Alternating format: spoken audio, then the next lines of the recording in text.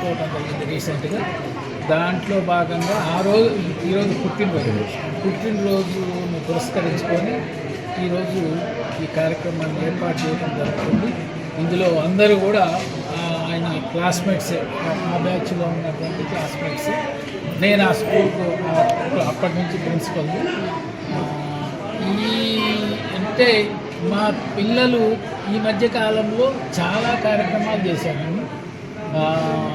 ఈ old students ఎవరైతే ఉన్నారో వీళ్ళు కొంచెం అనాథమైనటువంటి వాళ్ళు, కొంతమంది హెల్త్ బాగలేనటువంటి అభిచాలన్నటువంటి సంబంధించినటువంటి వాళ్ళు చాలా మందికి చాలా రకాలైనటువంటి హెల్ప్ చేయడం జరిగింది. అదే కాకుండా లోకల్లో ఉన్నటువంటి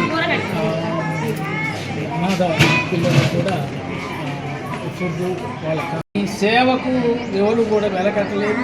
మీకు పుణ్యం అనేటటువంటిది ఉంటే మాత్రం తప్పనిసరి అది మీకే చెందాలి.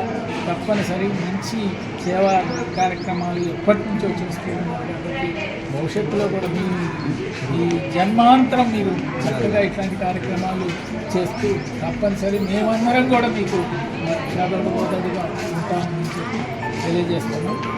కానీ ఈ సిచ్యువేషన్లో ఇలాంటి పరిస్థితుల్లో వాడి పేరు మీద చేయాల్సి వస్తుందని అయితే మేము అనుకోలేదు.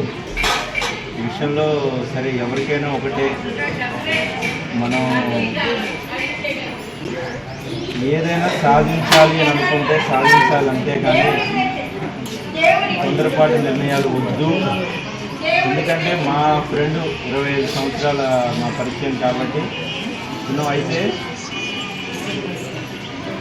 ఇకపై మేము ఏ కార్యక్రమం చేసినా స్కూల్లో ఫస్ట్ వచ్చిన వాళ్ళకి కానీ ఇలాంటి ఏ చేసినా కానీ only single line Mahankali Sampath పేరు మీద ఏది చేసినా కానీ మెమోరియల్ సంపత్ పేరు మీద కానీ ప్రైజెస్ ఇచ్చినా, ఏది ఇచ్చినా, ఏ అన్నదానం చేసినా, ఏది ఇచ్చినా మొత్తం కూడా మా 30 సంవత్సరాలు ఆల్మోస్ట్ మా ఫ్రెండ్షిప్ కాబట్టి మొత్తం కూడా సంపత్ పేరు మీదగానే చేద్దామని ఆలోచన. అడగగానే వాళ్ళ పేరెంట్స్ కానీ వాళ్ళ ఫ్యామిలీ మెంబర్స్ రావడం కొంచెం ఆనందంగా ఉన్నట్టు చేసిన ఫ్రెండ్స్ అందరికీ కూడా థ్యాంక్ యూ.